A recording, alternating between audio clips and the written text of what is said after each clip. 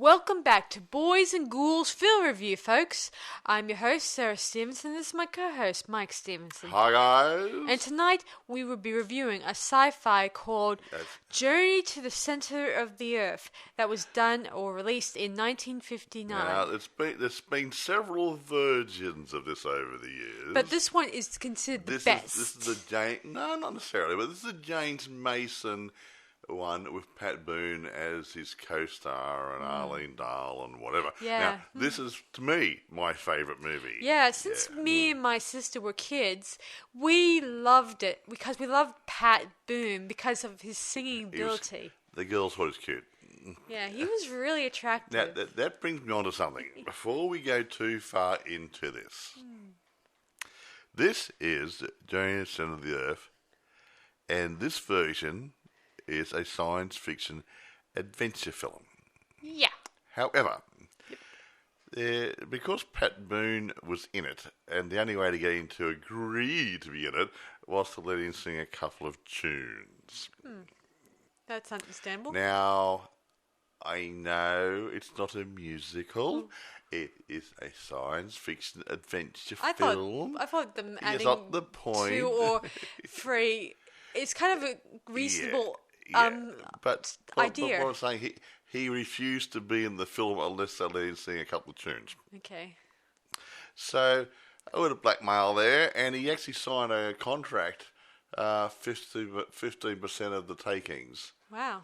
Yeah, so he probably made more money by doing it 15%. Way to go, Pat Boone. Yeah, so he's not silly. He's not a silly fellow.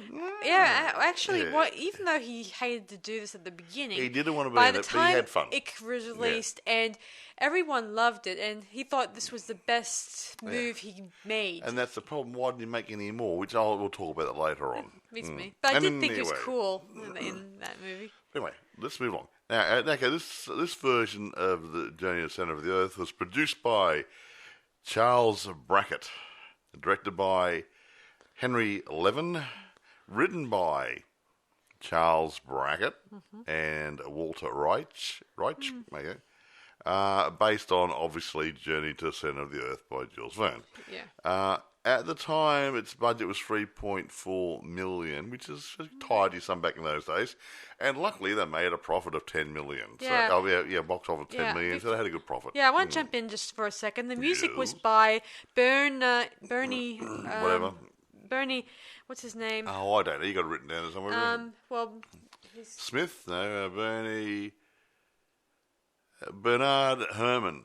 Yeah, he was the Bernard Herrmann, yeah. He was the composer for Alfred Hitchcock's Psycho, the first one, with the famous scores from the shower scene and probably a number of other scores. Other bits. Too. Soundtrack, how's that? But that was a memorable one, and this one has some really good soundtracks to boot.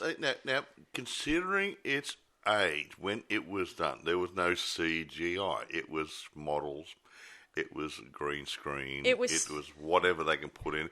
They had real lizards playing the roles of dinosaurs, and not cheesy looking stuff. They looked pretty damn impressive as lizards well. Put me in mind of what's it called, the Island of the Monsters, or what was that movie? What was that movie we watched not too long ago called? The sci-fi movie about... I can't remember. Whatever. That was more of like an independent film. I can't remember now. Anyway, I can't remember either, so it's too long ago. Anyway, you remember the old King Kong movies where they used a lot of still frame? Nothing like that. These are really believable. They actually superimposed large, small, real lizards and made them into dinosaur-type creatures. Yeah. And it worked. I think it did. Yeah. Why not? Yep. Okay, you didn't have a Tyrannosaurus Rex there doing stop motion or anything, but you had real live lizards running around terrorising people. So not too bad. Yeah, anyway, this was... I often thought this was one of the best versions of Journey to the Center of Earth. As I said before, I grew up with this one. Yeah. And this was back when I was, say, 7 or 8 years of age. And I saw it years and years ago when I was a young fellow, because I was born a long time ago in 1954. Yeah, so... Wait a minute. Go on. TVs in Australia, I think, came out in about 1958 or 59, which is about the same time this hit the theatre. Ooh, cool. So a couple of years later, it may well have been on the TV circuit. Now, I didn't see it till I was in my teens. But yeah, it was a great movie. Yeah, and anyway, as I was saying, I grew up with movies like this and The Time Machine and a number of other movies that were back in the 1950s or 1960s that my dad or my sister encouraged me to watch sometimes. Yeah. Dragged her into it. We used to have horror film nights and sci-fi nights. And I didn't like... At first, when I was young, I wasn't a big fan of the Wax Museum when I was little because I didn't like the dripping wax figures at the beginning because they... the one with Vincent Price in it. Yeah. Yeah. I mean, this was when I was little, but I've grown to watch it and I've gotten used to it by now, so I'm not so scared of it anymore. House of Wax, I think. Although, the other movie, Dr. Phibes, has always given me the chills. Actually, Dr. Phibes is rather creepy. I mean, it's still camp, it's funny, but it can be creepy for people who aren't used to that sort of stuff, yeah. Anyway, back to this one. Anyway, so, who stars in this production? Look, there's only a handful of stars, and actually, I'll get back to, I've probably said it different times over the past year and a half, that sometimes the less people you have, the less busy it is with actors, sometimes you can develop the story better. And really, this storyline really centers around, 5 people?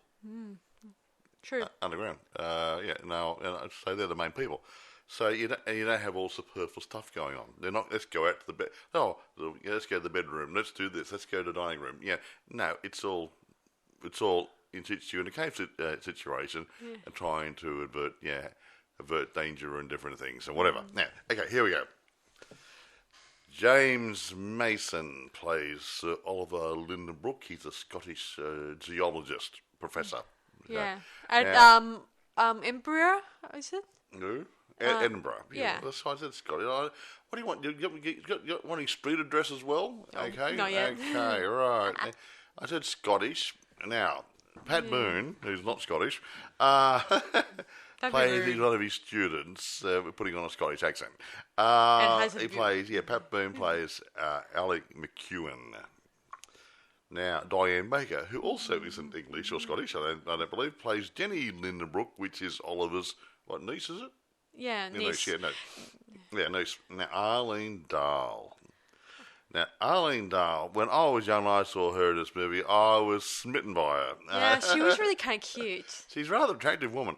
A lot more better than most of the other leads I've seen in Journey. There are some other good women around, but when I was a kid, the first time I saw her in my teens, I was taken by this blonde-haired lady with a pretty nice body and this funny accent. Yeah.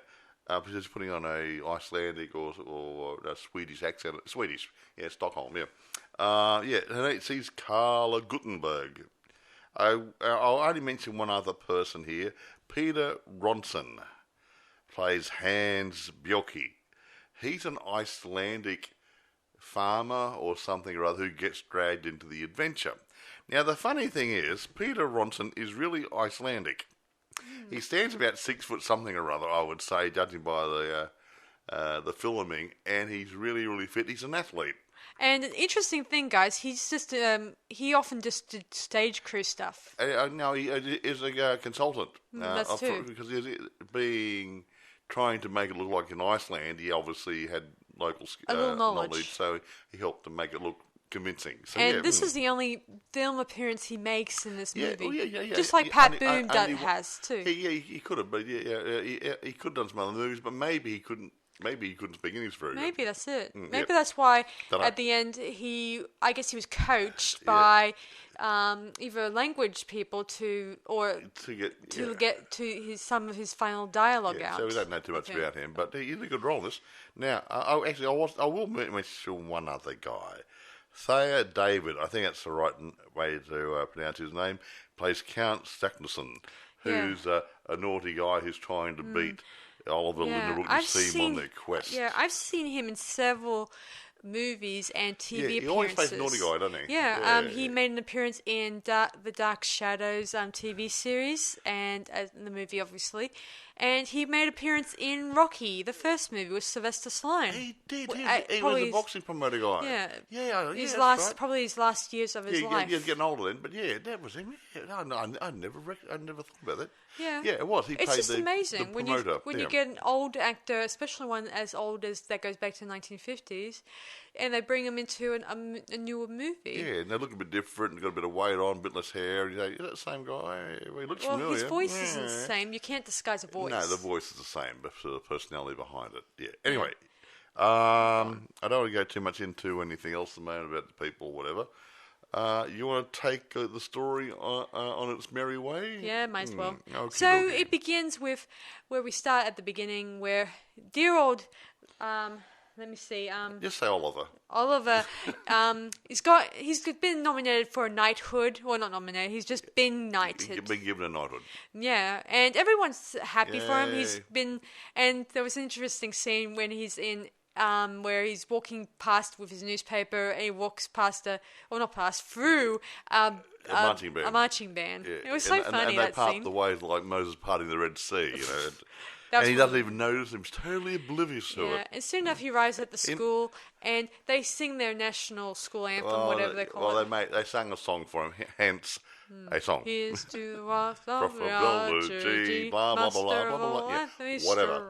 We're not doing a musical rendition. No. But I did like it when Alec sings a high note. It hangs on it, and everyone else is quiet. Oops. And everyone laughs their heads off, thinking, "Oh, sorry." Yeah, he's a bit of a show pony, whatever. Yeah. Anyway, the head professor in charge says, "Guess what? I'm going to give you guys a day off. A day off. It's like a day for a night." And everyone bit of humour thrown in there, folks. And they give Oliver a nice, what was it called? A stethoscope? I don't know what they call it, obviously. But, you know, that weird magnifying, with the horn thing. I don't know. That was an inkwell. Okay, I don't know much. Well, ram's horns, or sheep's horns, or something like that.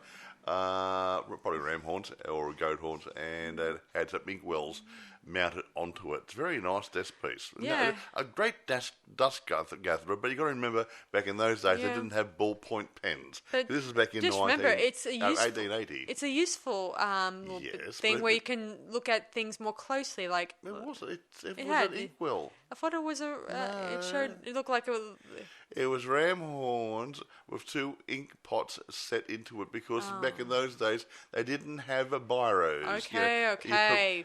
Don't rub it in. Ballpoint pens, if you will. Okay, so anyway, quill. Shut up. Sorry.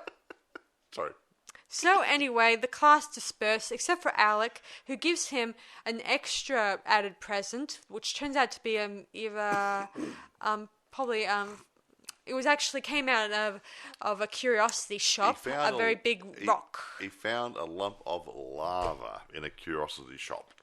And he was in charge of the fundraising and buying the gift, and he had about 3 shillings left over. Yeah. And he thought, well, I did want to keep the money, so I'll see if I can buy something else as well. And he found this piece of volcanic rock. Yeah. And he puts it. Only a thing to be bought for 3 shillings. And he had to barter with the guy who owns the store for hours. Argue. Well, barter. Barter is trading. So anyway, later Oliver invites Alec over to have dinner with him and his niece and a few of his colleagues who are coming. Yeah, the dean of the college, one of the professors, I gather. Yeah. So he ends up coming, and he's changed into a sort of Scottish. What do they call it? A kilt. A kilt and whatever. Yeah. His clothes were a bit raggedy because he wasn't very rich, and he was a bit ashamed of them. So one of the other guys left his clothes there on the bed and stole his clothes, so he had to wear something decent. He looked very good considering he wasn't a Scot. He looked the part. He did. And nice knees. And there he entertains Ginny with a nice song. Another go on the old piano. Red rose.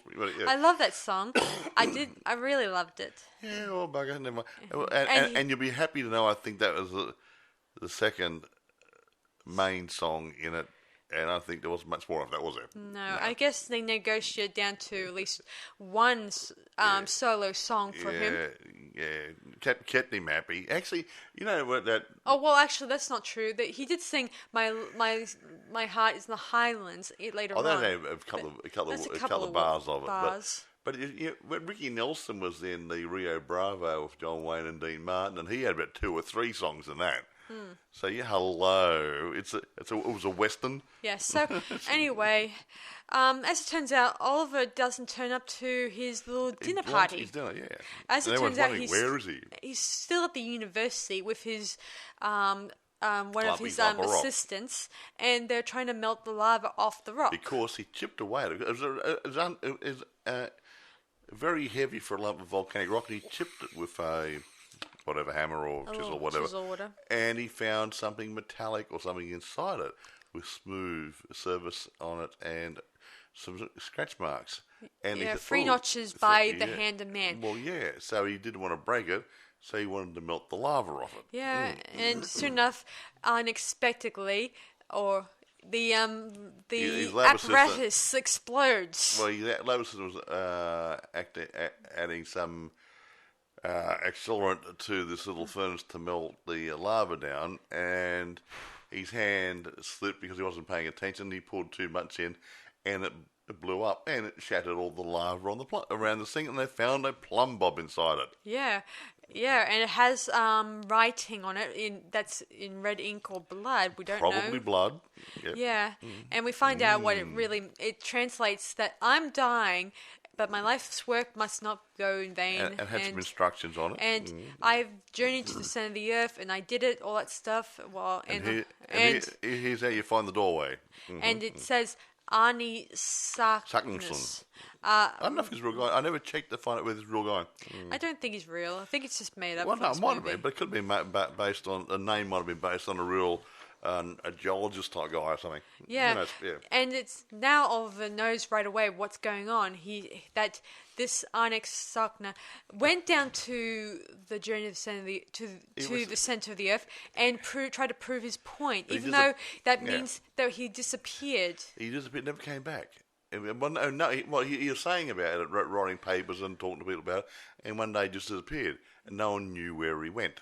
Yeah. Aha. Anyway, Oliver knows what he wants to do. He then letters a colleague in Ireland or Stockholm. Yeah, Stockholm, and tells him that he wishes to talk a bit about this discovery he made. Yeah, and that was Professor Gutenberg, which is Carla's husband at the time. Yeah. While Oliver is waiting, his colleagues get annoyed that he hasn't attended any lectures for the past couple of days. Several weeks. Several weeks.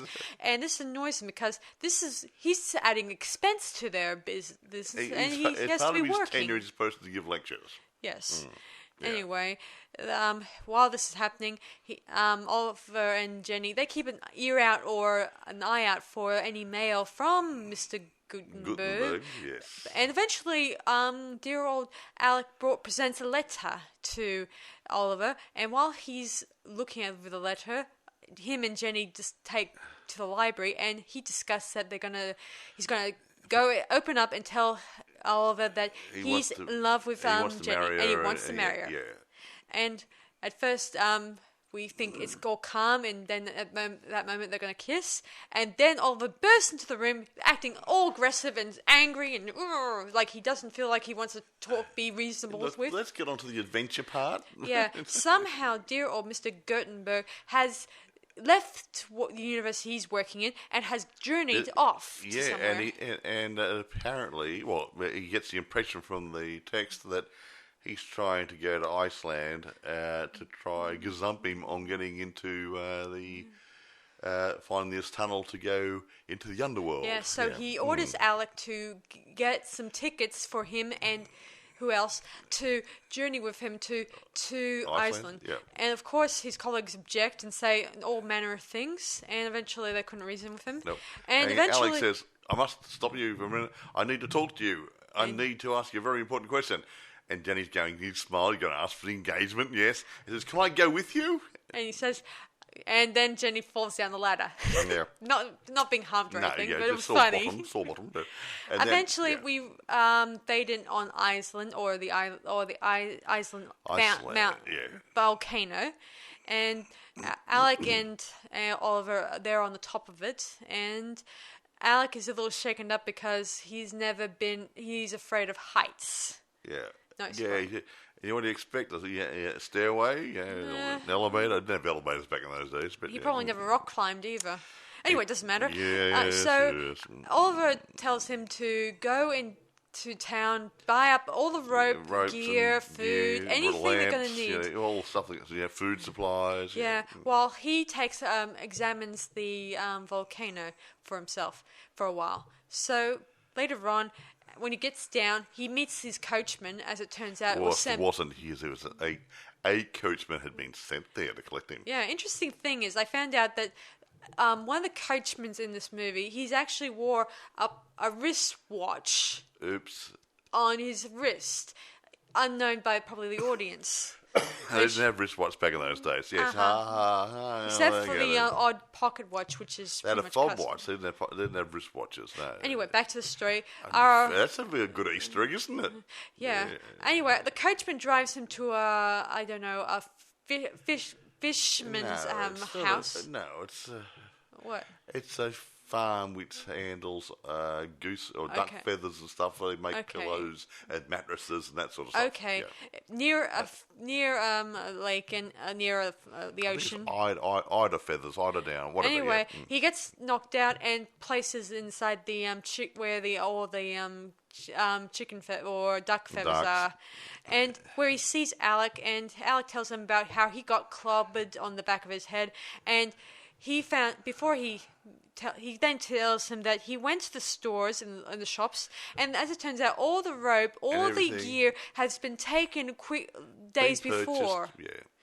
Meaning by Professor Gutenberg. Yes. Meaning Gutenberg, he is going through many horrible steps to make sure he's not cheated of this horrible he wants to go down there and be first and be noted for it and blah, blah, blah, blah, blah, blah, blah. Anyway. You can't trust anybody, can you, folks? Yeah, luckily enough, our heroes get freed or by Hans, the Icelandic farmer guy. He hears them in there, in this... well, what do we call it? I don't know. I mean, just call it chicken. I mean, the feathers. It wasn't a bin, but a locked room. Yeah. They get him out, and of course, he doesn't speak a word of English throughout this movie. So they had to use Carla. Initially he used a bit of sign language and the odd word, which he. So they just do it in small terms, like you take us to whatever. Pointing at you, point us to. So-and-so. So-and-so. They then head off to Gutenberg's hotel, and they kind of tricked the landlady to reveal which room he's in. So stuck in there with Hans as assistants. He picked the lock. And they see all the gear and stuff, and a dead body. Oops. Yeah, Alec was a bit miffed when he sees it. Well, he wasn't miffed. He was taken aback. Yeah, and Oliver discovers that Mr. Gutenberg was poisoned. Yeah, you figure because they thought he might have had a heart attack or something, but when I stand there, Oliver smelled something. He bent over and he got some little crummy stuff out of his goatee and found out it was potassium cyanide. So his luncheon guest dispatched him somehow or other. Meanwhile, Carla, Mr. Gutenberg's wife, appears, and the innkeeper tells her the bad news. Guess what? Your husband's been killed. Has died. He's shuffled off this mortal coil. Yeah. And she gets upset and all that. And then Oliver appears and tells her that the grisly news that her husband was murdered. Yeah. And then he, in his mixed up capacity, just tries to coax Miss Carla. Coax her to allow him to take all that gear off her hands. He would have bought it. Yes. But she says that how could she just dispatch all this stuff to him when it was actually her husband who was doing she all thought this. her husband had been working on this thing for years and years and years. She had no idea that he stole the idea And from who Oliver. knows how many times he's stolen someone else's ideas. Yeah, I like to think this is not the first time. But anyway, she reads her husband's diary and is in a couple of lines in there indicating that he was stealing somebody else's work. Yeah, and he was trying to dispatch dear old Mr. Oliver and his associates. Keep him out of the way so he can bugger off and go underground. And he talks about another associate that he knew called Count Saxon. Yeah, a descendant of the Arnie Saxon, who the family has lived throughout in Ireland for many years, like an old family of sorts. Island? Well, that's what they say. It's in Iceland. Okay, Iceland. Sorry, I don't know why I say that. It's an island. Okay, it's a big island. Okay, how's that? Yeah. Iceland. So they're a big family, and they're well known throughout the years. So,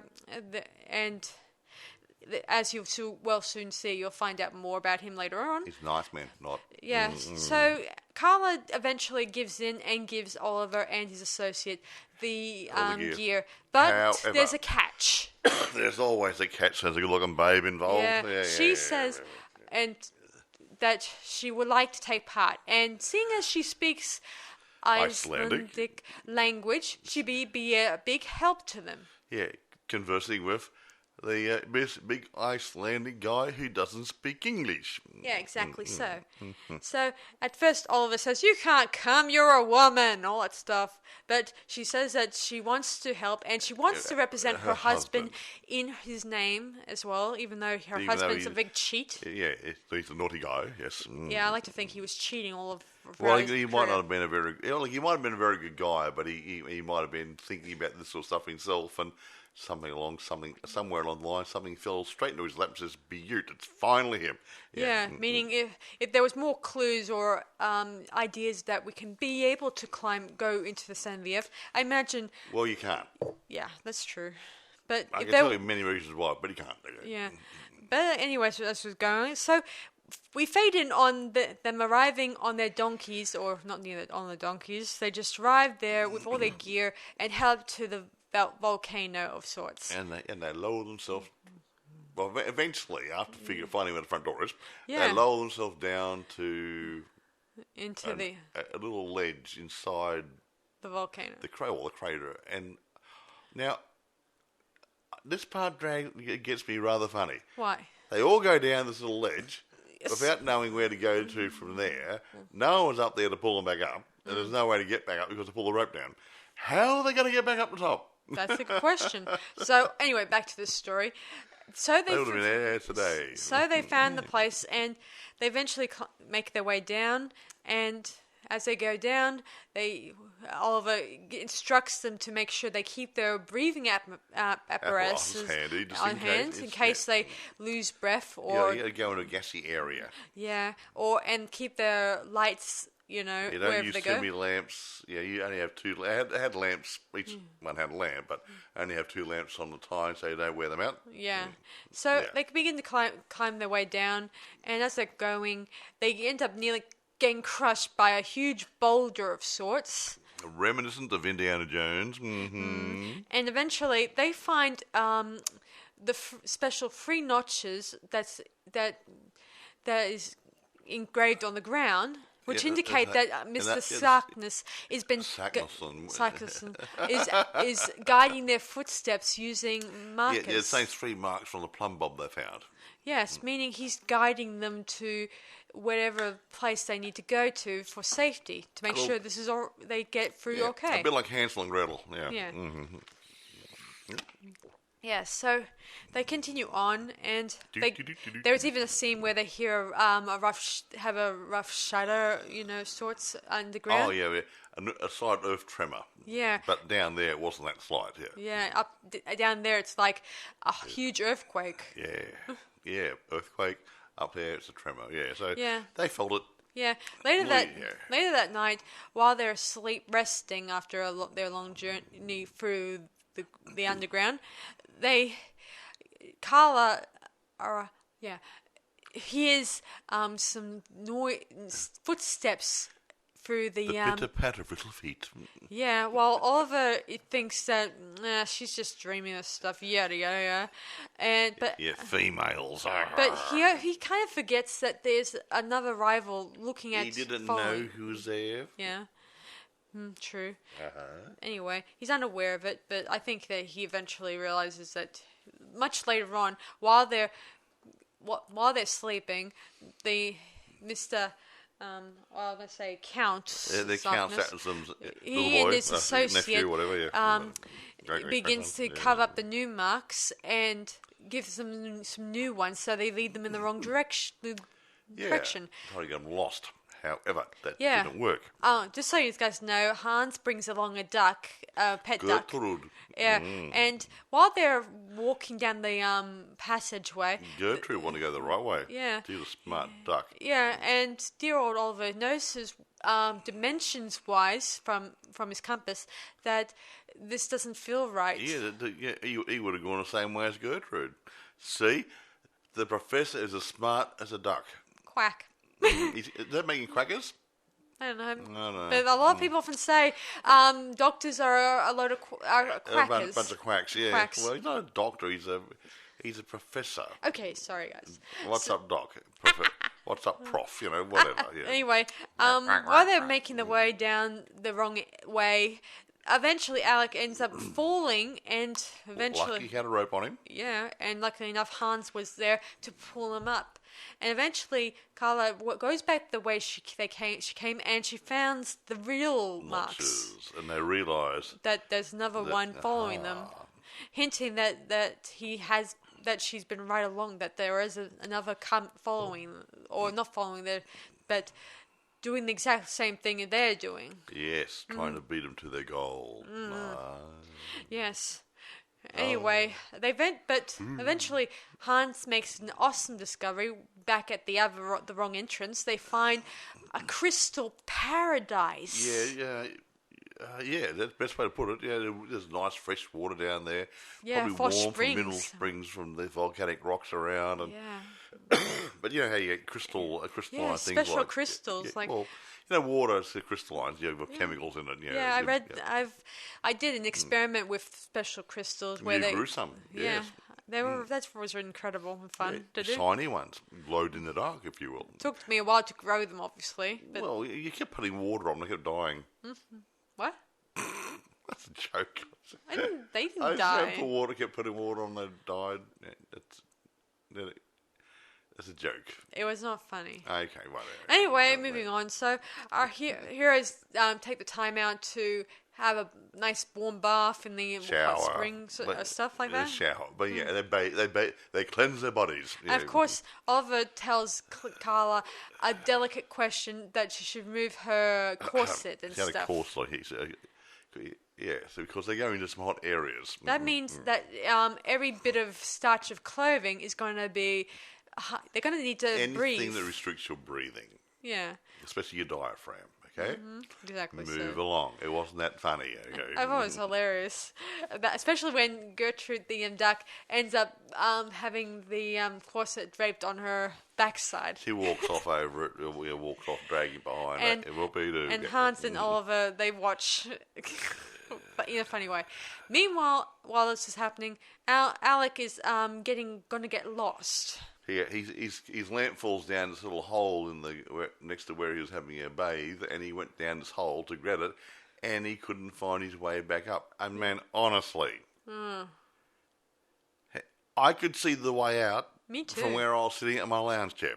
Now, if he went back a couple of feet, went too far, came back, couldn't find his way out. Yeah, there wasn't too many places to go. Alex. While this is happening, Oliver took the liberty of taking one of those crystals and for a souvenir, but to prove he's been down there and found something marvelous. But unfortunately, that kind of starts causing a chain reaction. He reduced the integrity of the wall. It developed a little crack, which got bigger and bigger, and you got a trickle of water came out, and it got bigger and bigger, and the whole thing collapsed. This big flooding mass of water came rolling.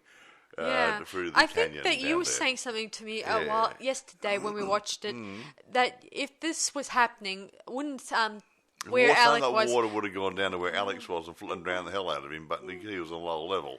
Yeah. But no. That's an interesting question. I keep wondering why that the directors didn't think of that. Of course, they didn't want him to die. Anyway, it doesn't matter. So I hear those Hans, Oliver, and Carla, they eventually get onto safer ground after that incident, including the duck.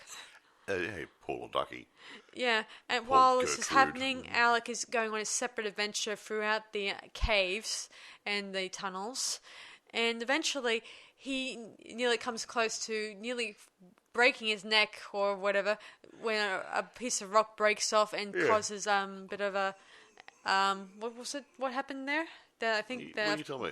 Well, he was climbing across a rock bridge. A rock bridge that collapsed and the rock went down to a fluorescent pool. And he couldn't get back across this little bridge, so he went off in that direction. Yeah. And eventually, Professor Lindbrook comes out of that area and says, "Oh, look, he might have fallen down there. Shame, shame, shame." Yeah, while this is happening, he goes into the salty areas, and this is where it gets more humid. And hold on to your hats, ladies. This is where he starts, taking off his shirt, and we get to see a bit of beefcake. Yeah. He's not built like Arnold Schwarzenegger, but he does look too bad. I loved it, especially the girls would like. I loved the nice hot steam on his body. Sweaty, hot and sweaty. Ooh. Anyway, eventually during being in the salty areas, some of his belongings ends up disappearing. It was his breathing apparatus. His apparatus. That's all he had with him. Gear. Okay. Well, yeah, and his lamp, obviously. Oh, his lamp, okay. And he ends his magic lamp, he should have rubbed it, okay? Yeah, anyway, it ends up sinking into the sand, and it's like... With salt. Salt.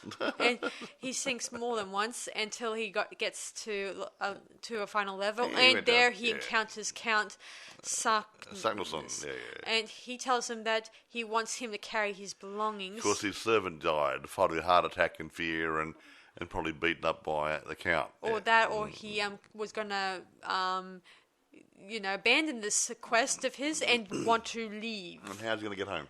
Good question. Call a cab?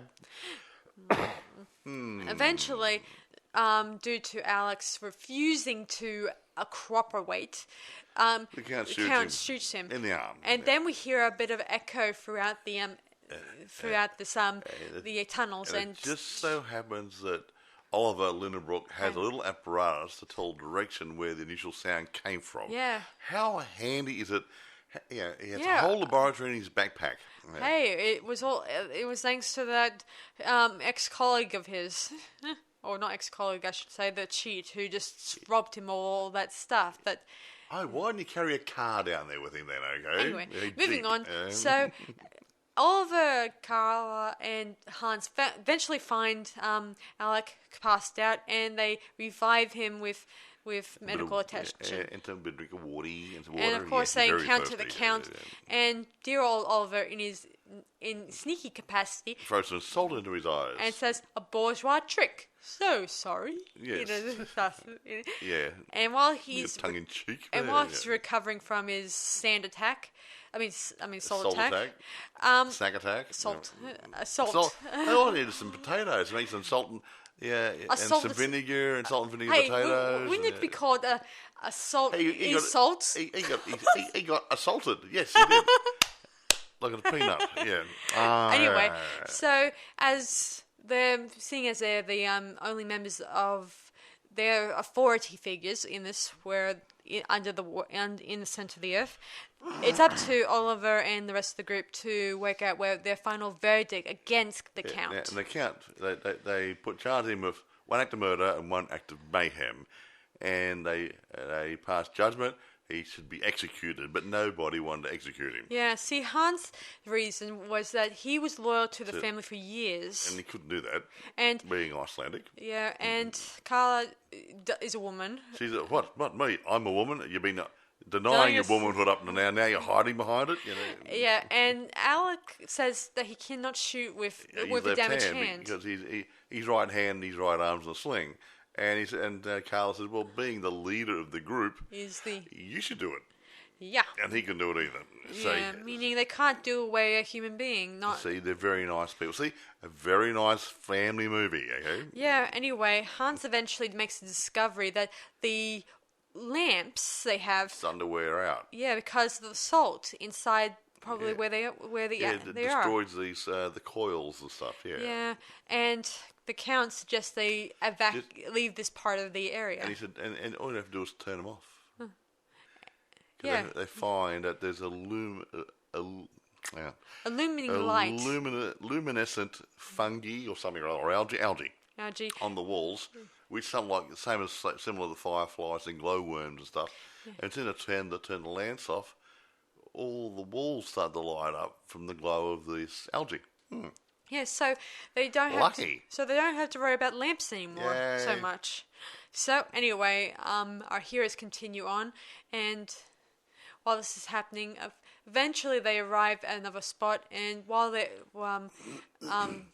Carla's writing notes for the professor, and they get into a heated argument, and then they notice Alec is disappeared again. Good grief, this kid can't stay close to the group anytime, can he, people? Hello, kitty. Eventually, Alec discovers some mushrooms. Yeah, little ones you could eat and big ones like trees and some in the middle. Yeah, some of them look like big as pine trees. Yeah.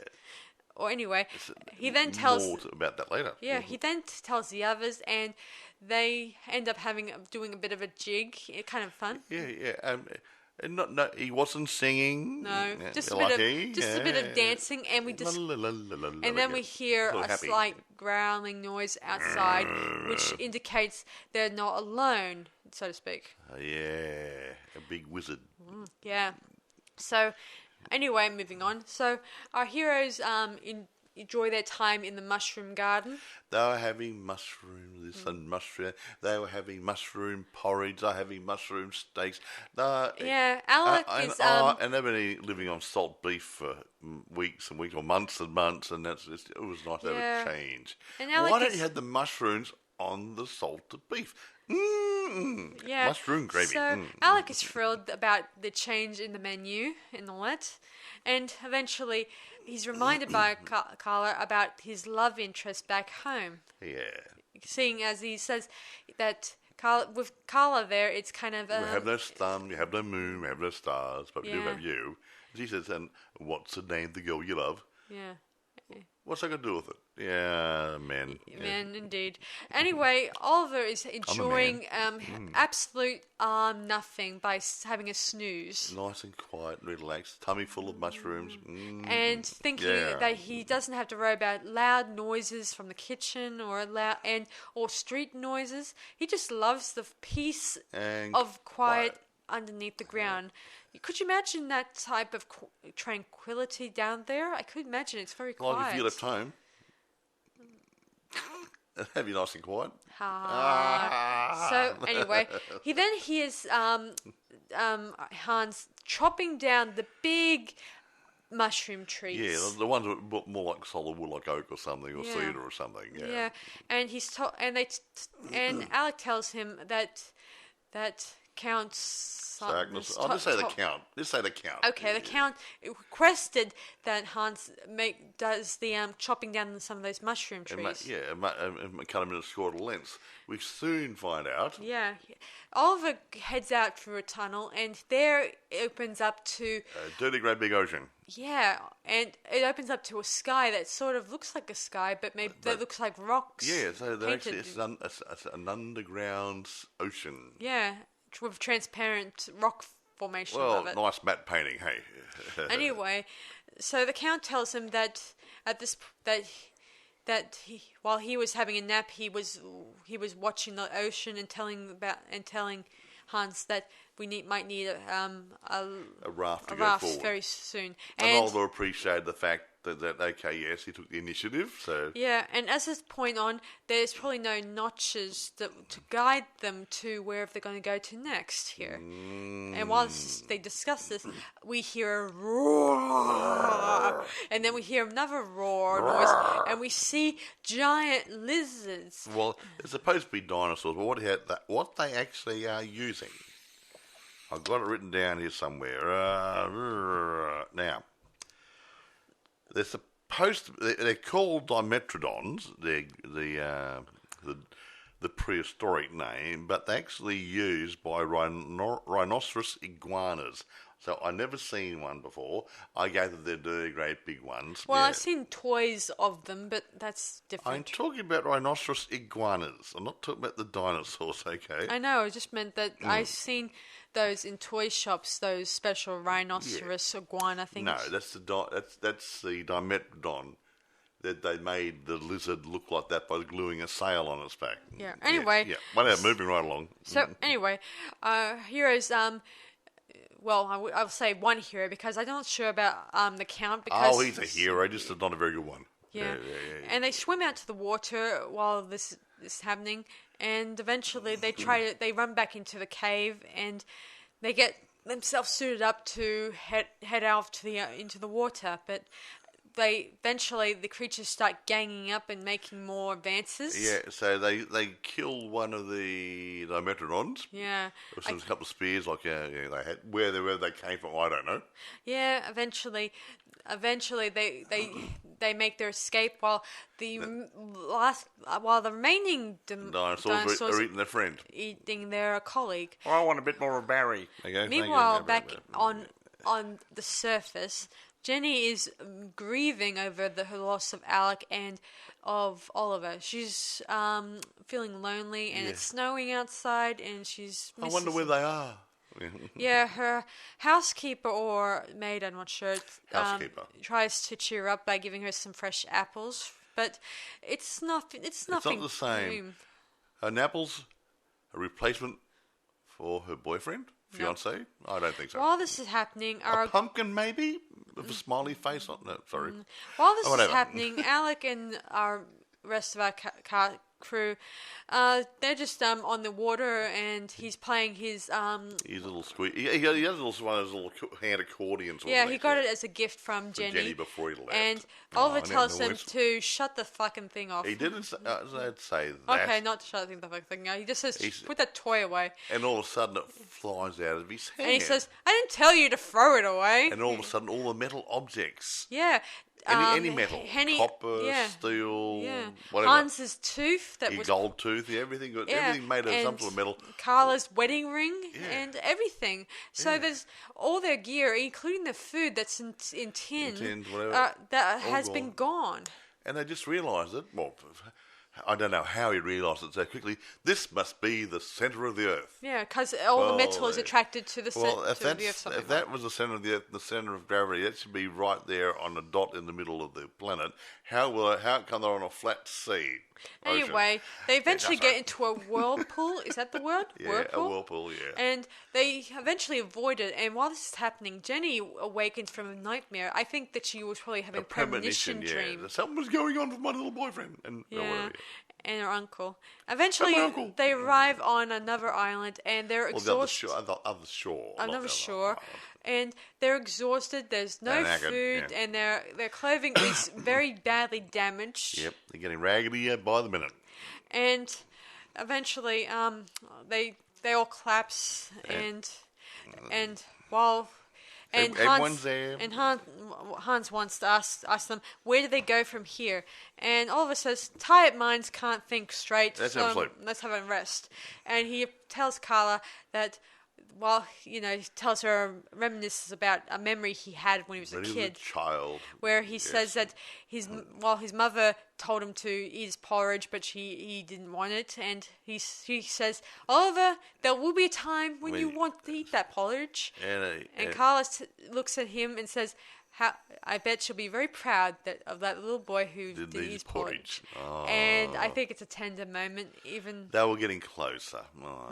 When you get close to death, the relationships will build up. Hey, yeah. So while they're sleeping, the duck wanders off, and while he's wandering off, the Count notices him, and he trails after the duck. Of course, he's feeling a bit peckish, and he wants duck under glass, or duck orange, or something or other, or raw duck in this case because he's got no matches. Yeah. Anyway, Hans notices this and he starts trailing after both duck and the count. And he finds a piece of feather, and some bloody feathers. Oh, that's scary. That bit creeped me out when I saw that. That poor duck.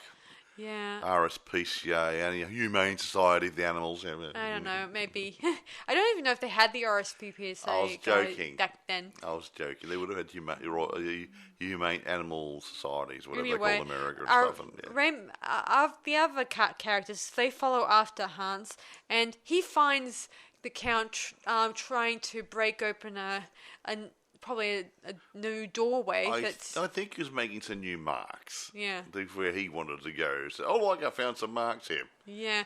And Hans, he then grapples with him because he knows he killed his little duck, Gertrude. Yeah. And while this is happening, a man and his duck. Yeah. And Alec and Oliver try to get Hans to settle down. And then the Count, he accidentally knocks over the rock, and then that kind of causes a bit of an avalanche. And the Count gets squished by a few tons of rocks when everyone's going, oh, never mind. Moving right along. Yeah, they eventually find this is the entrance to Atlantis. An underground city, yes. Wow. Yes, it is. Impressive. We're getting near the end, folks. It's getting really exciting now. Yeah, this is the interesting part. They eventually... So this is the rare city of Atlantis. Wow. It does exist. See, it's in the movie. Yeah. They then explore the city. There was... first, Alec found a few stale bread that turns out to be... An old bakery or something or other, or a restaurant or something, Yeah. It's really funny. If that sank through an earthquake and that got that far down, it wouldn't have been that neat. I know, but look at the Titanic, Mike. I mean, some of those the things... tables and chairs aren't still sitting neatly in the dining room. I know, but sometimes when you look at those water shots, you will see a few bits of not so broken china, like they're still intact, like they haven't been completely severely broken, and some of them have been brought back to the museums. I know that. I'm just telling you guys what I've heard and seen. And we have seen. Yes, anyway, documentaries and stuff. Hans eventually finds sort of a saucer, like what's it called? It's a sacrificial altar. Yeah, where thingy, a big bowl an altar to the gods, so to speak. Yeah, but you have a big fire going at it. Yeah, that's all. Yeah, or ceremonial fires and stuff. Yeah. But it's a big one. Yeah. Big one. Anyway, while they were looking at it, Alec makes a new discovery of creepy proportions. Right. The skeleton remains... Arne Saxon. Yeah, and Oliver says, this is how far you come. And he looks at Alec and Carla and says, why are you guys staring at? Say hello to a nice explorer. Courageous man or whatever, yeah.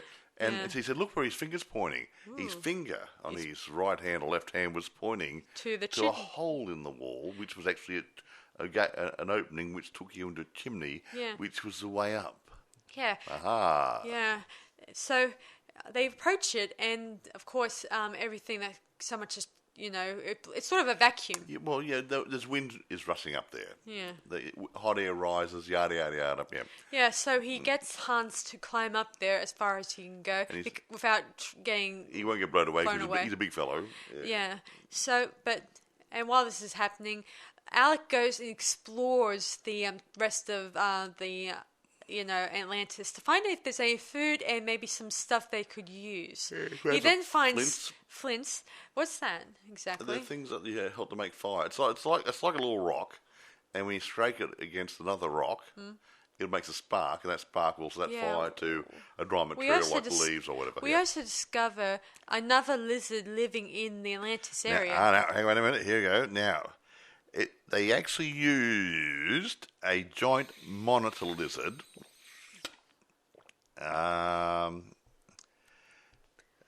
called a red tegu, playing the part of a Megalania, and they painted it reddy colour to make it look really weird.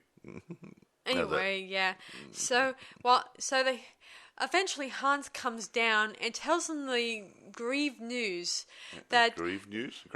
Yeah, as it turns out, it's an easy climb, but as it turns out, there's an obstacle in their path.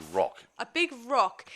Is blocking that part of the... And if they get that out of the way, they should be able to get up and make the way of service. I shouldn't think. No. Anyway, they haven't any ropes. And so Oliver, he takes a moment to sulk or grieve or he's thinking. He's contemplating. And while he's doing this, he then has a solution. He says, we can make this rocks landslide. Because we missed something before. Arne Saxon had a haversack with him. Yeah. And there was gunpowder in it. Alex picked it up earlier on and said, there might be some food in here. Yeah. Yeah, right, okay. Eventually, stale food. So Han and Alec, they climb to the top, to the rock to the top, and they start using bits of thread, probably from their clothing. They made a hole in the rock to put the gunpowder in. Yeah, but they used a bit of and then they made thread, probably from their clothing. They made a long wick. Yeah, a long wick of thread. Not John Wick, just an ordinary wick. Yeah, and they make it a very long strand, and they all climb into the special altar. The altar stone thing for a bit of protection. Yeah. And they set fire to the wick, which goes sputter. But halfway gets there because of the wind. So dear old Oliver then jumps out of the altar and relights it. But then that's when the lizard starts to attack. Yeah, and gets its big tongue out and wraps around Oliver's leg. And luckily enough, Alec jumps out and he uses the chisel he found. The chisel and the hammer. And through the lizard's tongue, and he couldn't never saw tongue. Yeah, anyway, they then jump back into the altar, and then we hear a huge explosion, which kind of causes a bit of a chain reaction. And actually, Oliver said, I can guarantee you that the explosion will move the rock obstacle. I can't guarantee what effect it's going to have on down here. Yeah. It could cause a cave-in or something else. Guess what? He was right.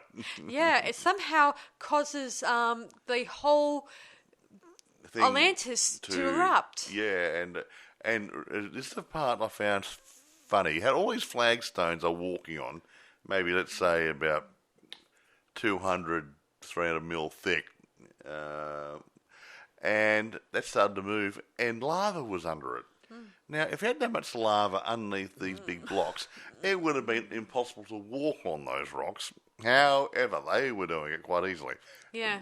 So anyway, eventually the lava starts rising, and our heroes, they raining in the special bowl. This bowl actually, the things. It's a form of asbestos, so it ain't gonna burn or break down. Yeah, but they were on top of the altar's. I know, and they're in it. Yeah, brick or whatever. It's bowl shaped, so the lava makes it float over to this.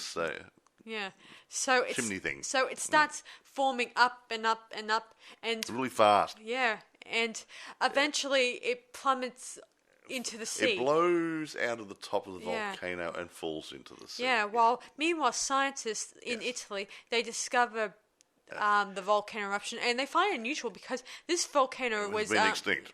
For years and years, all of a sudden went bang. And somehow they said some kind of explosion has made this erupt. Was it Stromboli?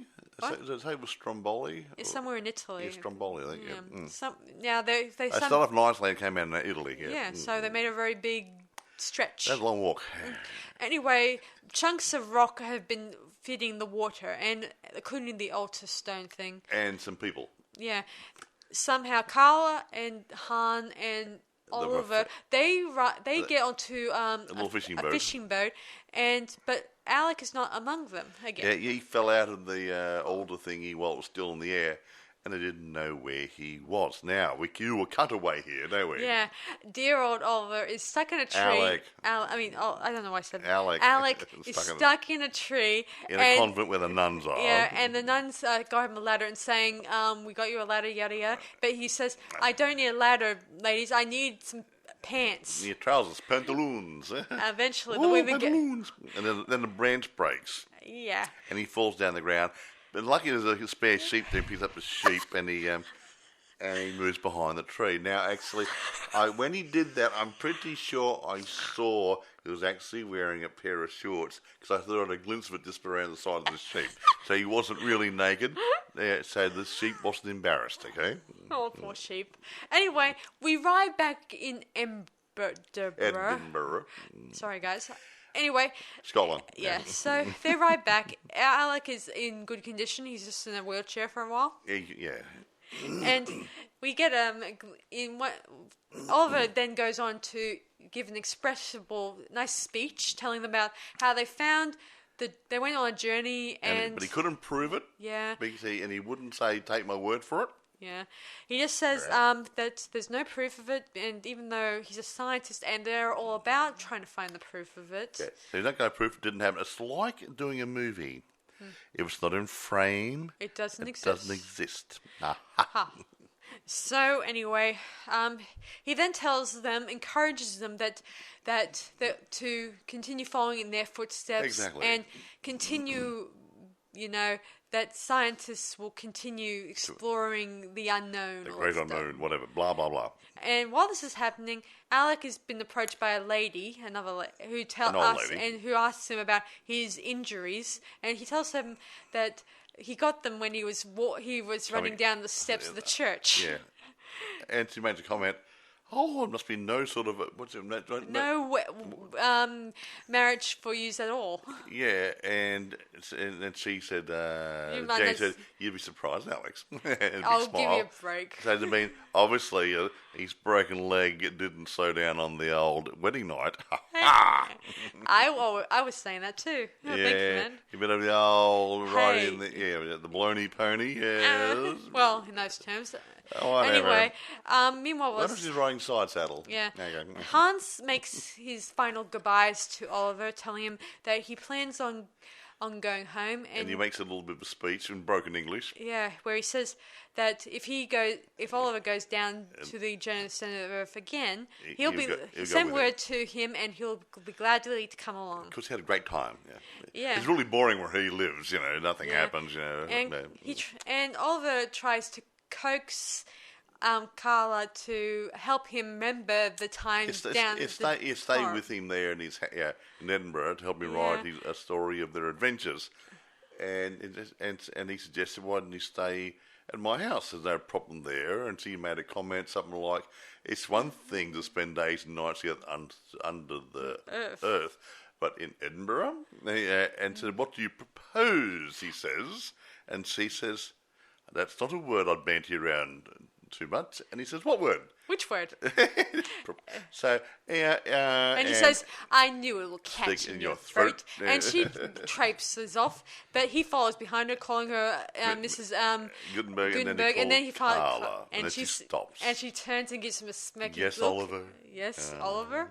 And he approaches her again, calling her by her first name, and she says, I warn you, I'm wearing stains again. And they have a big kiss, and they're closing music and stuff. They start singing the same school anthem, whatever, and it sounds really great. Oh, yeah, but and then the credits, then the ending title appears, and we then fade on the movie. And there, at the end, we find a dedication to the thanks to the special guys at the caves for allowing the guys to film it there. Some of the filming was actually done in the Cave Network. Yeah.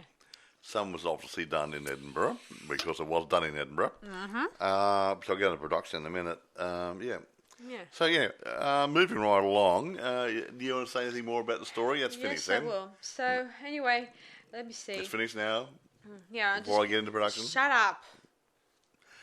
You just talk over me, that's all. For the when they did the lava scene in that last bit, it was probably made of oatmeal. Probably. Me and Mike were discussing whether it was made of, let me see. Glycerin or something, or something like chopped up capsicum, bell peppers, whatever. I suggested chili. Yeah, or bell chili. Peppers, bell peppers, that sort of stuff.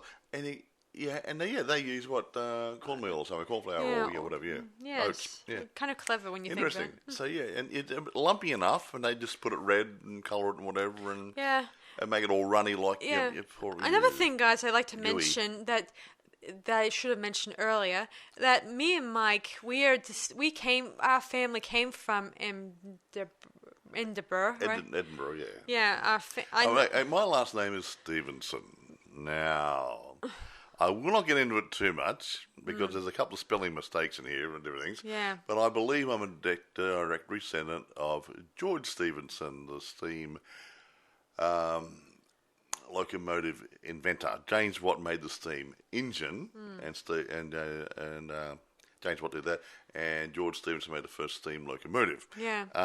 Now, Robert Louis Stevenson, who has a slightly different spelling, we believe is part of the same family because both families were studying engineering and both doing in the engineering trade or studies at the university, both in business. And I heard a story from my grandfather that he actually changed the spelling of his name due to a family dispute, and the chances are the family dispute was he didn't want to be an engineer, he wanted to be a bloody writer. So he had to change the spelling of his name. So that's why. Yeah, but that's what I heard, but I got no proof of that. So. Yeah, I don't have any proof of it. I mean, I guess the only way we can do that is by exploring our family tree. But I don't want to do a family tree, but what I propose to do, if anyone's out there listening, and next year when the coronavirus settles down, we can travel abroad again. We're planning a trip to go to Venice for a few days, then cut our way over through Spain or whatever, and go to the United Kingdom, and then go up to Edinburgh and have a word to people at the university and find out if they've got any records up there about the families. Yeah, that'd be good. Or I might just write to them. It's cheaper. Yeah. Anyway. Unless we can go on those special online sites. I'm not going to do an ancestry trace. Because if he changed his name and spelling has been the same by his parents, he might not be on there. That's true. You see? Anyway, I always wanted to go over to the United Kingdom, because it has been a bit of a dream of mine to follow where my ancestors came from. Yeah, we have some spotted dick and a haggis and local food over there. I'm not really interested in local food. Oh, okay. Mike. I'm more interested. How about a nice beer? I'm not interested in beer. Pork pie. I don't like pork pies. Fish and chips. I'm not going to answer that question. I'm on a diet, as you're well aware. He's doing a good diet. In the past 4 months, is it? Yeah. So he's lost about... Well, actually, it's 6 or 7. 6 now. No, it can't be 6. You said when you start March? In March, yeah. Okay, 5 to 6 months. So he's lost 30 kilos. 7. 6 to 7. She's lost 30 kilos, and she's doing well. I'm going to stabilise soon, otherwise I won't be able to find her. Now, anyway, I always wanted to go there and find out my family heritage. I could talk about family trees and what branch I and go out of and whatever. And maybe find our own Scottish tartan. Yeah. Sorry.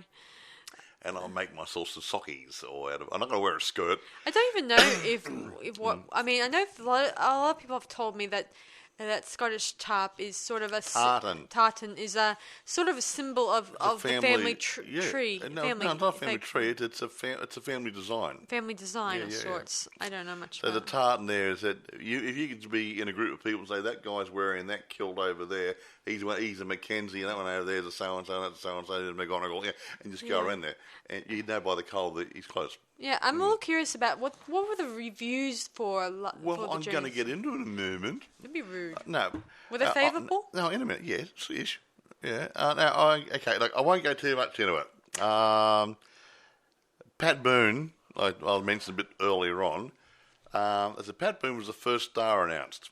Ooh. He said he was reluctant to make the film because it was a science fiction. Even after Fox promised to add some songs. It was only when they offered him 15% of the profits that he agreed at the urging of his management. He said later on, I was very glad I did it because it was fun to do. It had some good music and became a very successful film. He made a lot of money out of it, obviously. That's quite interesting. It just makes me think of Steve McQueen when he didn't realise The Blob was going to be successful. He didn't like the movie. But when Journey of the Center of the Earth came along, Pat Boone decided to make money off it by getting the percentage of how much it will be worth once it's released to the public. Yeah. Oh. Go on, you were saying. I was going to say that there's a lot of at that time other movies were coming out, and everyone was wondering why he didn't do any other movies. A lot similar, action adventure type things. Because when you look at it, The Lost World was done in 1960, Voyage to the Bottom of the Sea was done in 61, 5 Weeks in Bloom was done in 62. They threw Frankie Avalon, another singer, in there to do that one, yeah. Oh. He could have got there, he could have had a better acting career instead of just singing and stuff. So. Yeah, that's another thing, guys. I like it when it's usually a one-off actor sometimes. It's someone's work. Because it's always kind of special when you bring a special actor on board for a film. Yeah, now... And you feel like there's no one else who could make that role. Yeah, but he wasn't that special. He's just a singer, good-looking guy who... They wanted someone good-looking there for the girls. The girl eye candy, boys get the girl, they can see the lovely lady, but the girls need to look at someone nice too. And James Mason wasn't young. Now, having said James Mason... Okay. He was the original choice. Now, remember the Titanic movie I showed you recently? I do download occasionally. Clifton Webb was in it. Yeah. Okay, the guy off the wire. Yeah. Well, that guy, he was supposed to be the original guy for this movie. Oh. He was in the original discussions, but several weeks before the production started, he had to go. He went to hospital for a checkup. And he had to stay in there for an operation and stuff, and he wasn't fit enough to do the movie. Which Titanic is this movie? Other one, the one where the guy was standing there with his son on the deck at the end. Now you jog my memory. Yeah, and a bit like the Night to Remember sort of thing. Yeah, one of those ones. I was trying to figure out which one it was. And anyway, so he had an operation a couple of weeks before the movie, and he couldn't do the movie because it was an action movie and stuff. It was an ordinary type movie, could have got away with it. Yeah, but, I think that dear old James Mason. He's pulled it off for me in this movie. Well, you look at here. Because he's always overreacting, and I love his overreacting nature. No, he's not overreacting. He's got something about... Because he was in... he played Captain Nemo in Jules Verne movie. Next. And some other movies similar to these. And he had been in spy movies and other things. He was a very versatile actor. So he brought... I suppose being English and Scottish, that area, he's coming from the United Kingdom, he was English. Instead of having a Chinese guy playing it or something. So you get somebody who had that sort of well-spoken, cultured voice, which could, like James Bond was a Scot, so yeah. You got to admit though, Mike, that it's interesting how I just like it whenever he overreacted in his character in this movie, I always kept laughing at the bits where he says, "You can't do that," or stuff. But he's a serious guy, but he lends to comedy quite well too. Even though there are moments I want to laugh at his outbursts, and there are times I want to hide under the couch, but other than times I would often want to. Anyway, I'm going to cover a couple of things real quickly here because we are running out of time. So, we're over an hour now. Okay. Some of the underground sequences were filmed in the Carlsbad Caverns National Park. I don't know where that is. It's somewhere in America, I believe. I won't go into who the writers were.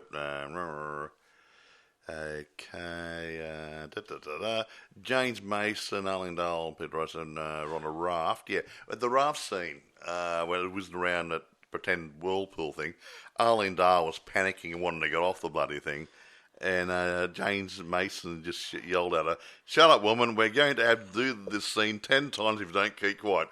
We're going to have to dub the dialogue anyway," and they got the shot. So it must have been fun doing it. They didn't have stand-ins; they would do it themselves. Yeah, well, yeah. Back then, if it didn't look real for the camera, the point is that's all worth it. The cameras were close enough to see the features, and they couldn't overdub the faces. You they didn't have. They didn't have the digital stuff, CGI back we had back then. Okay. Well, I mean, we didn't have it now. A quick touch on the critics. Film review aggregator Rotten Tomatoes assigns a rating of 86%. An average rating of 7 out of 10. And as I said, it's silly but a fun movie and with everything you want. No, it is a silly but fun movie. That's what it is. It's not a serious movie. Don't look at me that way. You want from a sci-fi blockbuster. Heroic characters, menacing villains, monsters, big sets and special effects. And it delivers. Somebody else wrote something similar to that, gave it 4 stars, whatever, and he said the same sort of thing. That's nice. It didn't have all this crap, people dressed as human beings, dressed as lizard men and different things. And he said, apart from the dated effects, it's a good watch. One guy said, it would look like a walk through an amusement park. Oh, God. And the guy has got no idea. Well, I still look today and say it's a fantastic job. Yeah. No, it does look like a walk through a bloody amusement park. Yeah, I feel the same way about this and the 10 Commandments that was done by Charlton Heston. Both movies relied on awesome, good layering and good special effects and it doesn't matter to me if it's a walk in the park, it's still a good movie. If it looks like a walk in the park, it might be a walk in the park, but think of all the effort they put in behind the walk in the park to make it happen. Yeah, considering that they entered worlds that you can only dream of. And this guy who said, he didn't think it looked like the interior of the world. Well, I'm sorry, has he been down there? Yeah, I mean, there's the mystery, guys. While we may have go down in mines and visit that far into the Earth, there are going to be times when we can't really go as further than we can. He said the Earth's interior is somewhat on the order of the elaborate amusement park tunnel of love. Pardon?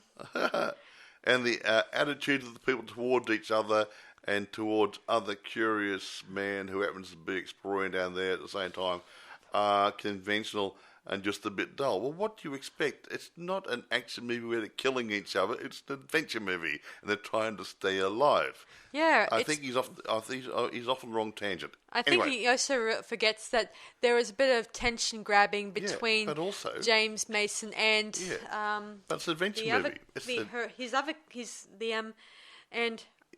Arlene Dahl. There was good tension build there. Yeah, and it was a good storyline. I like their whole But this movie was done in 1959, and even their action, adventure, and everything movies had to conform to a certain code of conduct. They couldn't do too much action, not too much blood, not too much sex, not too much this, not too much that, blah, blah. And it pretty much gets down to a formula so I can get past the censors. Yeah, some people in these reviewers, they don't realise that they fight these censor guys to make this movie work. Make it work, And these guys will tell them, no, you cannot do this scene because we find it too over the top. Leave that out, do that. You're very hard. While some reviewers say, why is it like this and not the point? Yeah, why is there more blood in it? Because they couldn't do it that way. Because if it was bloody, it wouldn't get past the censor guys. Why couldn't you sex scene in there? Because they didn't do sex scenes back in those days. And I don't really care if we don't see the Count's dead body, to be honest. We didn't need to see his dead body. Sort of rocks fall down there and squash him there, and he fell on a mattress over there, probably. And if he didn't die, he died in the volcano eruption. Yeah, with all the lava. Yeah, crispy critter. Now, quickly, eBay, there are plenty for sale I can see. Amazon, it's rentable. There's only a few for sale, but if they've got them, other platforms, other distributors should have them as well, folks. So you look at it, stream it, whatever, rent it, do the right thing, buy it, whatever, do it legally. I will advise, definitely, guys, check it out, because it's a good, fun movie. Is a lot different from all the other During the Standard movies I've ever seen. The new ones have got other good stuff, but they've brought in CGI stuff. Wasn't there one with the modern one, the guy actually, Brian Brown? Yeah. That wasn't too bad. Yeah, Brian. Was that a telly movie, that one? Do you remember? I think it was a telly movie. Yeah, and there was another one down in the centre of the Earth where they had something like a little spaceship, which actually went down like a submarine spaceship that was thing. meant to be a TV series which pilot. didn't take off. Didn't take off or got enough interest. But that wasn't bad. But when you're looking for this one here, it's to the centre of the Earth, 1959 version. Yeah. Not the other ones. Yeah, another thing about this movie is that... Sorry about that. I just like the fact that it's different. No one has ever came close to achieving this level of creativity and special and imagination. That Polar movie wasn't bad. I mean, that craft they went on. Yeah, I haven't seen the latest one with Brendan Fraser. It's probably not as good as it. Yeah, I saw it sometime. I can't remember now. It's probably not as good. I'm not knocking Brendan Fraser. Good actor. I like him in the Mummy movies and other things. Yeah, I heard he looks like he's overweight. Well, he's a solid guy. But he might be getting a bit chunkier now. That's what I mean. He should. Well, I'm chunky. Look at me. Anyway, this one doesn't compare to all those other movies, and I think this one has always been the top one out there. Yeah. Anyway, we're going to go. We're almost an hour and 20 minutes. Okay. Thanks for watching this latest podcast. We haven't. Oh yeah, we have to rate it now. Sorry. 10. I'm going to say 10 and a half. 10 and a half out of 10. She's really taken this one, folks. Yeah. So, thanks for listening to this latest podcast. I hope you guys enjoy it and everything.